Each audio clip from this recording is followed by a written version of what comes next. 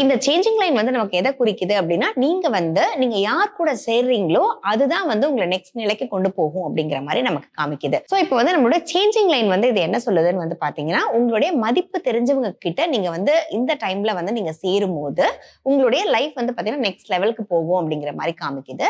அதே மாதிரியே நீங்க வந்து இந்த பீரியட் ஆஃப் டைம்ல நீங்க வந்து ஜாயிண்ட் வெஞ்சர்ஸோ இல்ல நீங்க வந்து ஒரு விஷயத்த நீங்க வந்து ஒரு கூட்டு தொழிலா பண்ணணும்னு நினைக்கிறீங்க, அது எல்லாமே இதாவது நீங்க சேர்ந்து பண்றதுக்கு ஒரு ரைட் பீரியடா வந்து இதை எடுத்துக்கலாம் அப்படிங்கிறது தான் இந்த வந்து சேஞ்சிங் லைன் நமக்கு வந்து காமிக்குது.